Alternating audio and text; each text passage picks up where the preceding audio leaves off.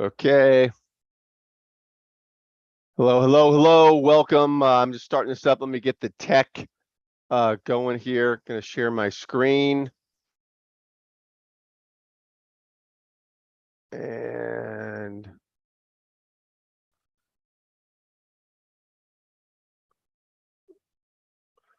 okay.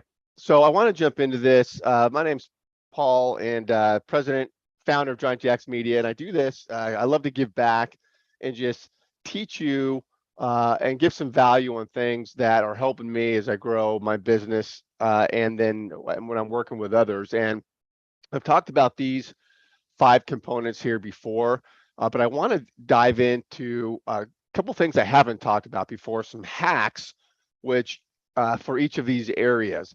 But what you're looking at here are the 5 tools that every business, whether you're a solopreneur or a bigger business, needs to have in place in order to grow and nurture.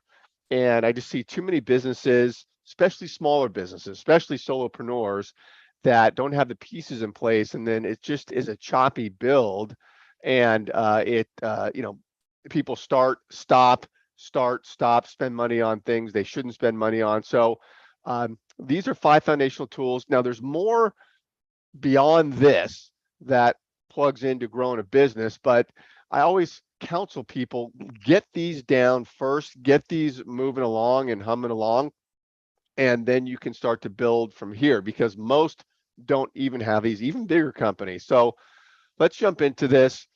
And I want to talk about the personal brand first before I show you that slide. And you hear this a lot about your personal brand, and I want to dive into your LinkedIn profile here and some of the areas to upgrade your profile on, which some are fairly new. But your personal brand is, what sort of messaging you want to convey to the people that you want to work with.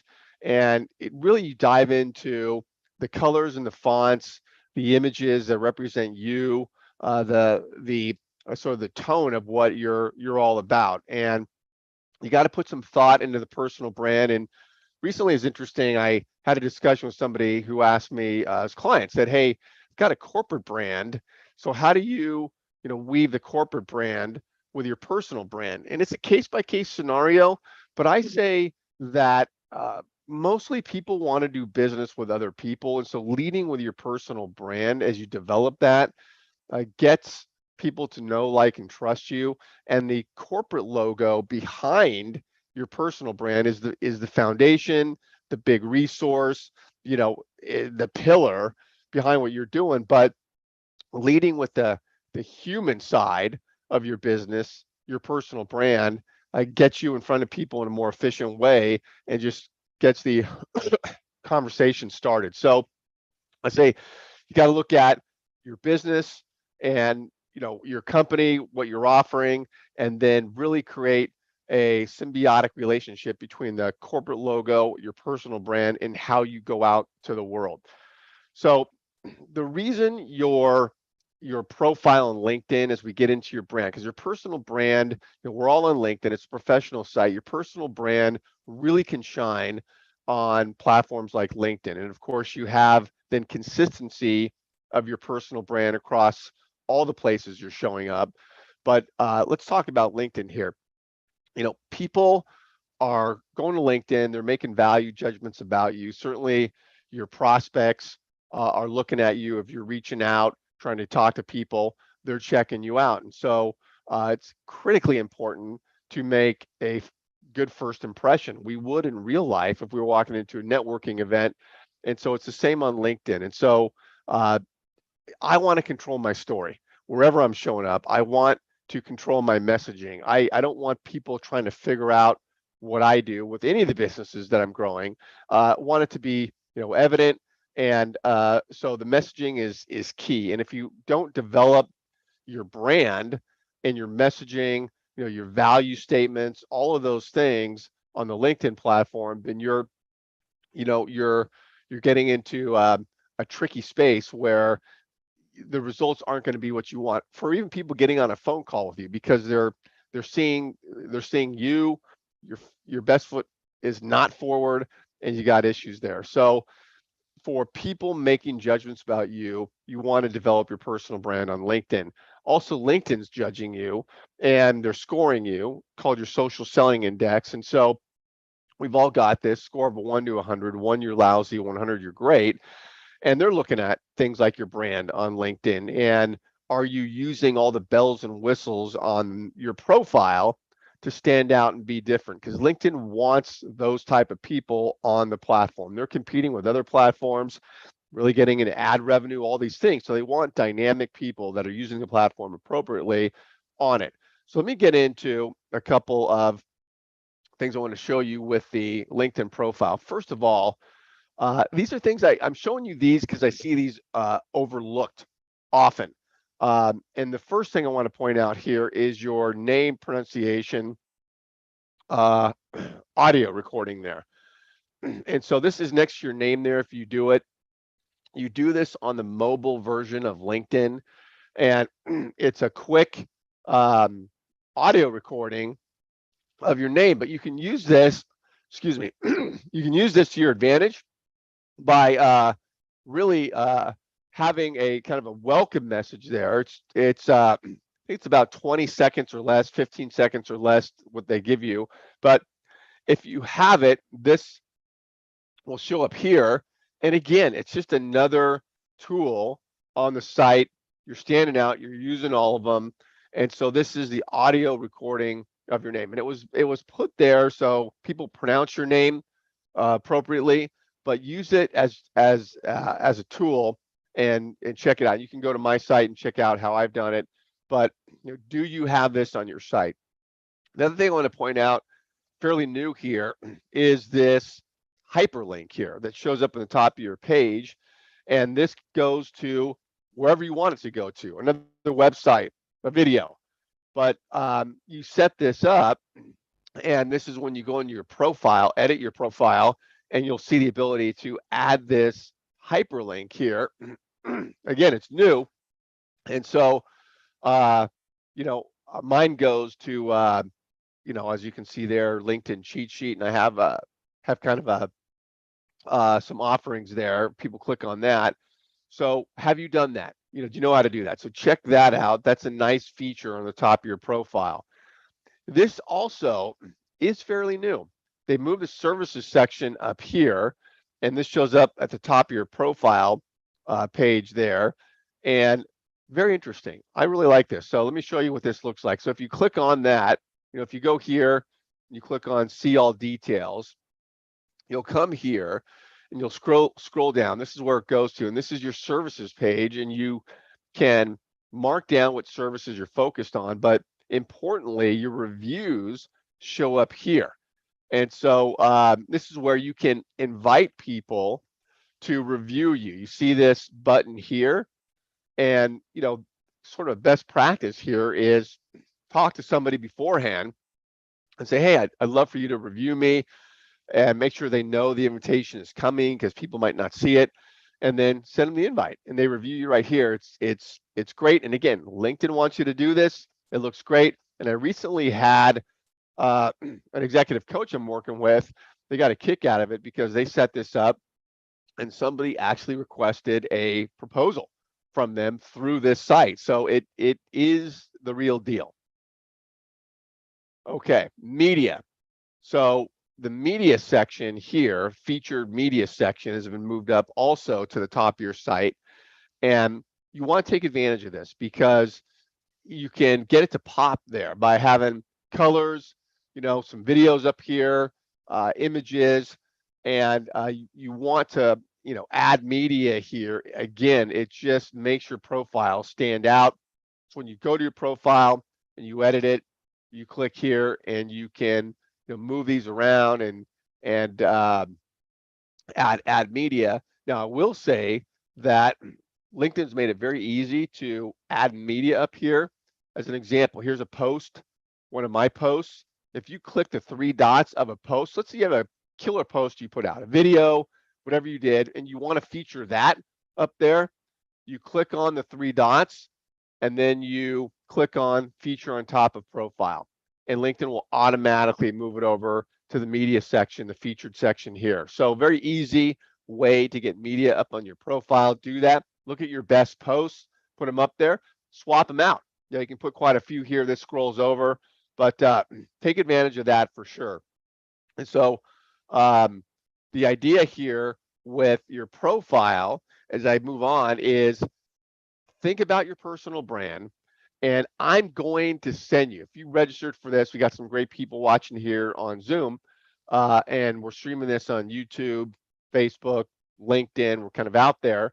But I'm going to get everybody who registered for wherever you're watching it, my LinkedIn makeover link to my site, where I put all this stuff on the site, and you can click on that and go check it out. And I have all this stuff and more about how to optimize your LinkedIn profile in your brand. So I want you to think about that. Marketing. Okay. Marketing, it obviously is getting people aware of you and your business. And big companies like Coca-Cola would never say, we don't have to market. Of course they market. But I often see solopreneurs and smaller businesses don't really have a identifiable marketing program in place. And so marketing, as we all know, is the long game of see me, see me, see me. And it's about getting out there with your voice, being consistent. And video is where I tend to really focus on the marketing aspect of outreach. And the reason video is important is because the demand is there. HubSpot puts out a report every year. HubSpot, a big media platform, and they interview CEOs, they interview C-suite executives, interview marketers, and all about video. And the stats just keep going through the roof year after year after year. Is people want to watch a video to learn about your product or service. There isn't an argument anymore. I just read recently the top 3 most visited sites in the world are TikTok, Google, and YouTube. Of course, Google owns YouTube, and talk about video. And so, this is why video is so key. Demand is there, and the platforms are pushing it. We all know the platforms all want you to be doing video on the platforms, whether it's Instagram, obviously TikTok, LinkedIn. Everyone wants video because they know the appetite is there. So you've got to embrace video. And when you're using video, it's about, compelling content. It's about speaking to your audience. Who is your network that you want to work with? I'll give you an example. So, and this is where you can really niche down and speak to your audience. So one of the businesses I'm building out, our audience is rental income property owners. And we know what the issues are for those investors. They care about pass-through taxation. They care about legal entity structure for their property, LLCs and corporations and so forth. And they care about tenant, liability, tenant issues, huge. And so the content we develop for that niche all speaks to those issues and more. And we're just really conversational, speaking to those issues. We know they're hot issues, and that content resonates. So think in terms of that way. Put yourself in the shoes of the people you want to work with and really speak to them and what do they care about, and focus your content that way. Now, the key with video is as you create your compelling content, you shoot the video, and doing video isn't about having to spend a lot of money doing it, but it's about consistency, getting video out there, speaking to your audience. And the question comes up is, how do you get the right people to see your videos? Because when you're on LinkedIn and you're posting content, LinkedIn's going to show your content to a subset of your connections. So not everybody's going to see it. And it's hard to generate an audience and to get views on your content. I mean, everyone's trying to strategize about how to get views on it.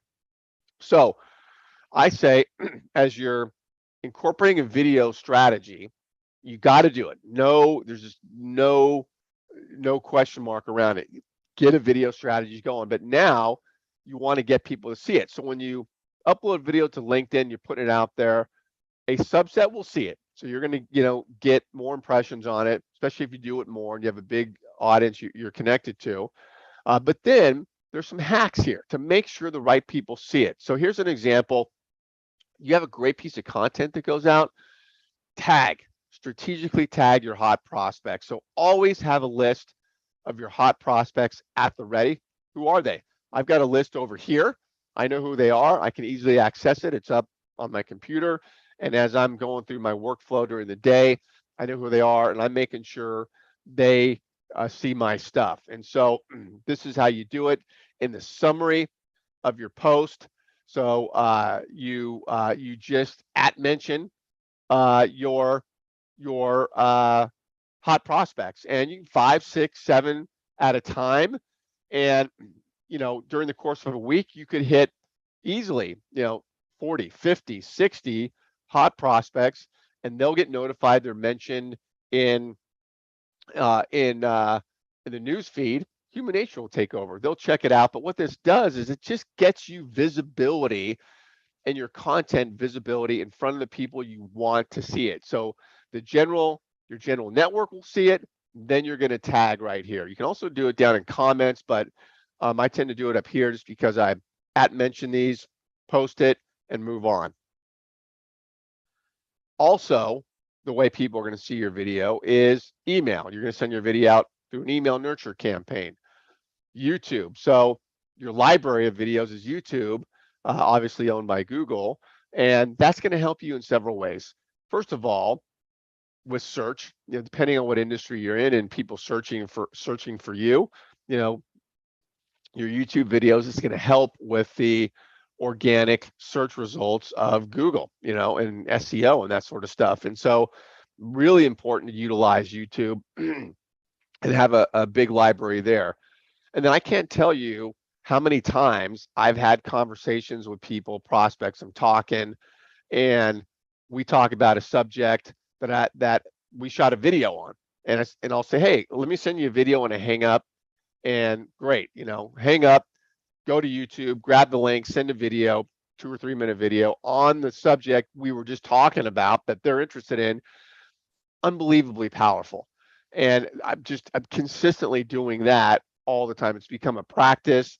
I'm just robotic about it, constantly sending YouTube links out when I end conversations. And so, during the course of a week, because I'm going through my workflow, I have a lot of people that are seeing my videos that way, and they're looking at them every time because we're talking about it. I send it to them, email it to them, even text it to them, whatever that is, with the YouTube link, they watch it, and just builds credibility, builds authority, and it just helps me with my conversions if I'm trying to get that person on another phone call or as a client or whatever it is. So videos, using them that way when you have them on YouTube is incredible.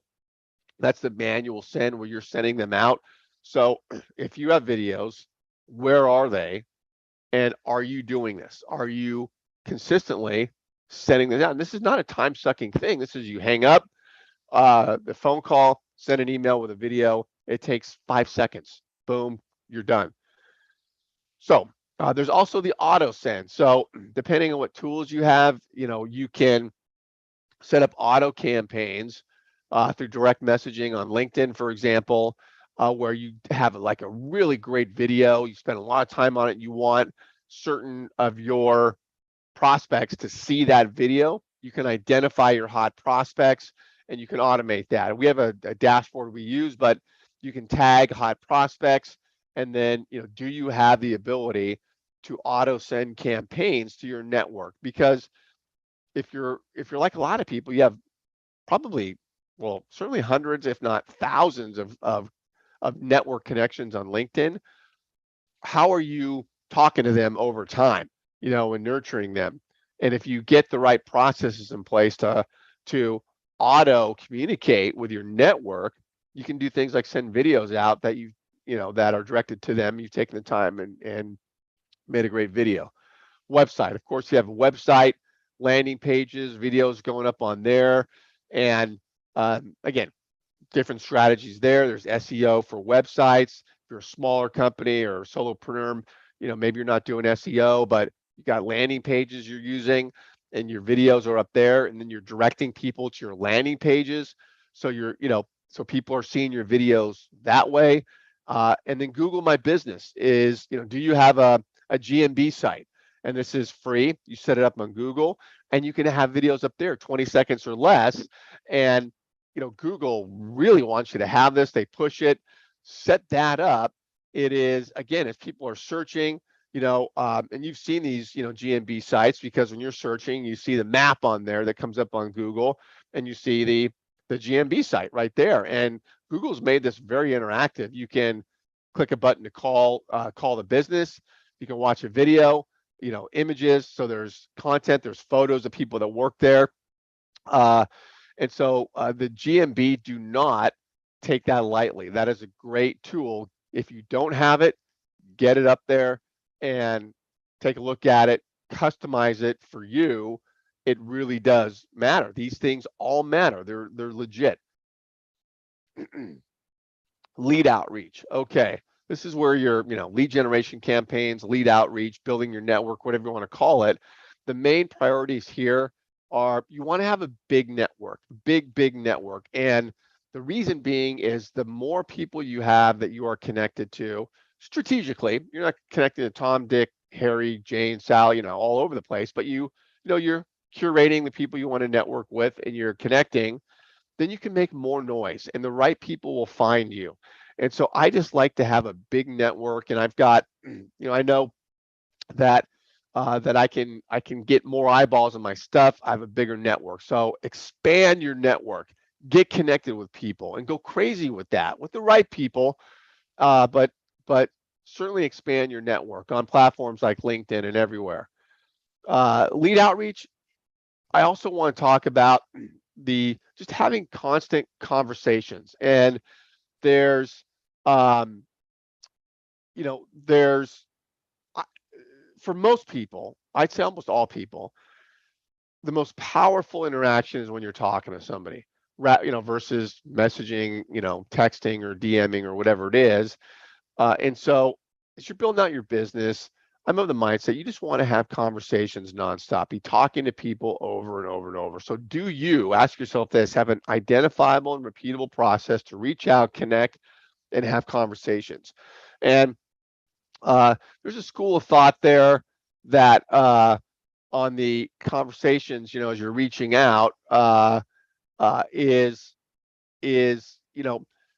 do you have your funnel set up? So as you're talking to people, what is your process? You reach out, you connect. Now you get into a conversation. What's happening? Are you moving them, through your funnel? What do you want to happen? Do you have an agenda set up for how you're talking to these people? So you got to think very strategically. But lead outreach is about that, having conversations. You just need to be talking to potential clients over and over and over, part of your day going forward. Nurturing. So lead outreach is also about nurturing, because when you get connected to people, the vast majority of them are not going to be short-term leads. You will not convert them to clients. That's true for the best people, marketing people on the planet. And so they're long-term leads. You got to nurture them. And recently have somebody that I started working with, and they were like, okay, we do, 3 touches and we move on. And we just had to have a discussion and said, okay, well, 85%, 90% are not going to be short-term clients. So, 90% of the leads that come into your pipeline, you're just chucking. And we all know the rule of 8 or 9 touches before somebody takes action. So 3 touches and out is not a winning scenario. So you got to nurture your big network that you're building over and over and over. And as you do this over time, you will see activity happen, and you'll be able to then reach back out to people, and you will have been in front of them in a positive way. Lead curation, obviously this is a big deal when you're reaching out to people, is curating the type of people you're working out to. This is all over the map. This is a living breathing thing of lead curation. Sales Navigator is a good tool for finding leads. You can go off the platform, buy lead lists, and cultivate leads in several different ways. But it's key that you stay on top of this. tweak this, manage this constantly, because you want to make sure this list is as good as you can get it. Messaging. So your messaging is important in that. What do you want your messaging to be when you're reaching out to somebody? You can go more aggressive. You can go for it. And let's say you're building up a group, a CEO group. You can go aggressive and you just get right to the heart of the matter, which is nothing wrong with that. You reach out and it's, hey, I have a group I'm building. Thought you might be interested in joining. Can we talk? And that's going to be a yes or no answer. And the key there is it's more aggressive. If you've got low hanging fruit people already, you're going to get them. But you also then have the other side of it, which is somebody saying no, which really means not right now, or I don't really know what they're saying no to. So when you go aggressive early on and you're asking somebody to do something, join this, you're not giving them enough information to make a decision. It's very easy for them to say no because they're just being pitched. So it can work. Don't have a problem with it. It's got to be done right. The other side of the messaging is you want to just get into conversations. You're not going to get pitchy at all up front. And you're going to just say, look, I'm learning. I want to learn about you. Let's have a conversation.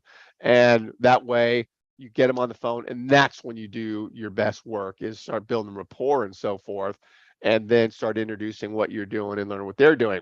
The downside of that is you're not going right for the jugular. So people come in and you may have a conversation and find out on the phone they're not interested. And so you're like, okay, I spent that time talking. And so you can feel like that's wasted time, but that gets into lead curation. You've got a really tight list. You just got to assume in your head, I want to talk to these people no matter what. So you're going to have conversations. So the messaging is key.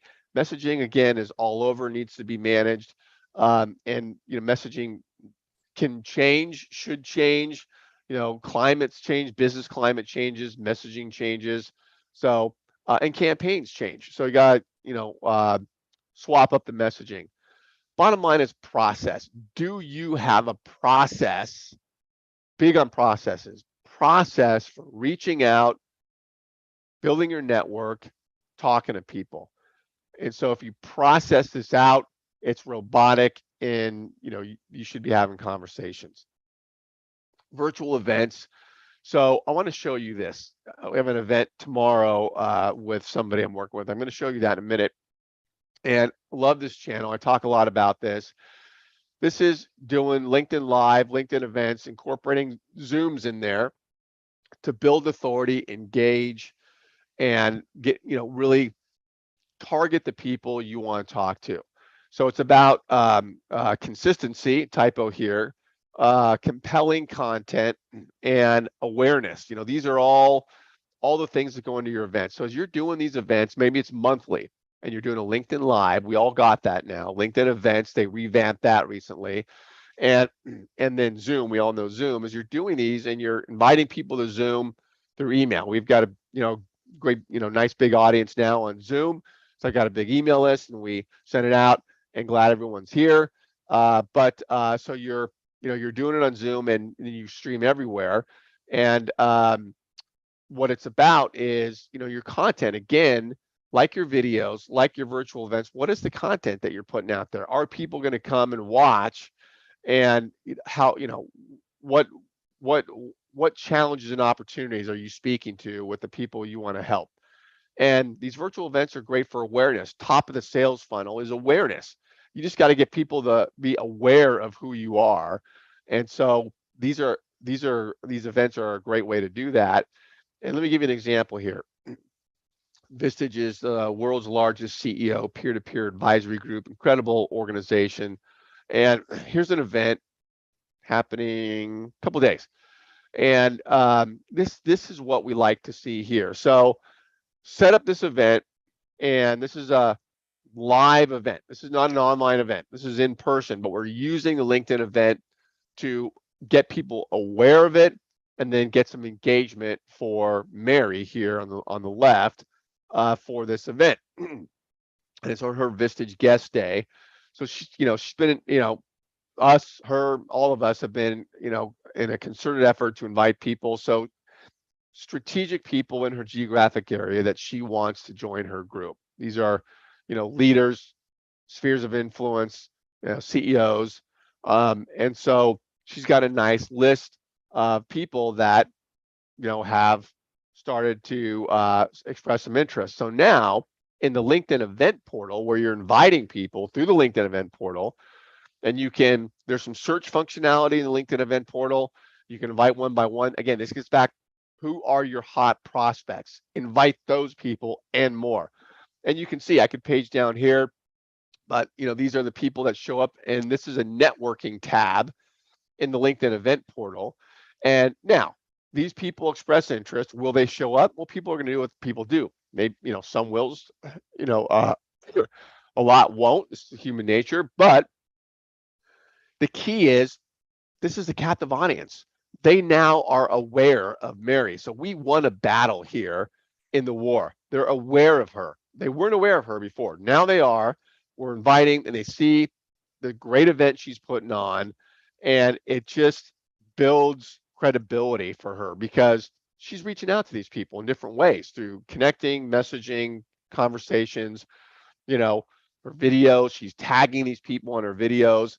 So, so this is a great feature in here in the event portal. Now she can message them and interact before, during, and after the event.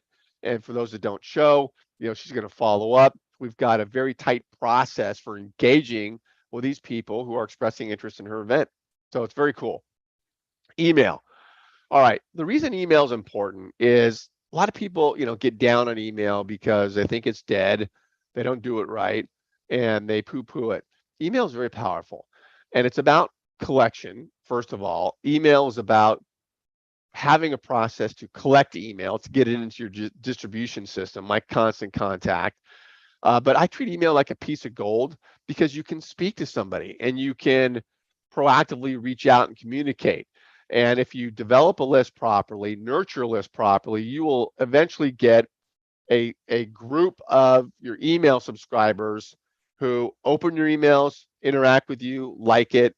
And, it's taken a while to get there. For me, it's one of the channels I focused on. Got 120,000 subscribers now. Not all of those open the emails every time, but I got good open rates. But I got a very tight group, multiple thousands that open the emails and interact and attend webinars, and I can educate, speak to, and so forth. So email is huge, but you got to have a way to collect emails and then nurture. So provide value with emails. What is the value you're providing? Get real creative here for those property owner clients. For example, for one email list I have, we'll have an asset protection attorney, a landlord attorney, and a CPA. I'll put that event together. That's a killer event. And then we'll market that through email and other ways to property owners. They show up in mass, hundreds and hundreds and hundreds show up to our events that way. And so, but we're speaking to issues they really, really care about. Consistency with email. This is where, a big mistake is you send an email out once every 4 months. Ain't gonna cut it. You got to do this consistently, weekly, every 2 weeks. It's got to be conversational. Speak to your audience. Instead of just throwing, stuff against the wall, and it's just a real salesy, email, or just a boring, ugly newsletter that nobody reads. Talk to the people. Be conversational. Now, this gets into copywriting. There's a bit of an art form here, but you can be learned.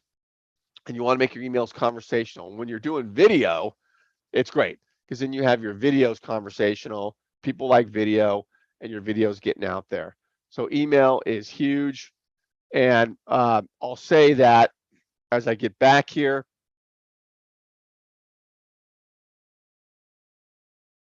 I'm going to show you this slide again, is 5 elements. So focus on these. Think about, are you doing these on your end consistently? Are they tied together?